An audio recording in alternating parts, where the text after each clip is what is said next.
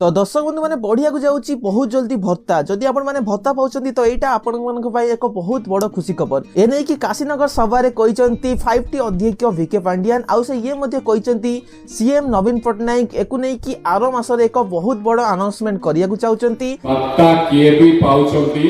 वार्धक्य भत्ता एवं भिन्नक्षम भत्ता कलाकार भत्ता सबु भत्ता को आम प्रिय मुख्यमंत्री बढ़ाइबा पे जाउछंती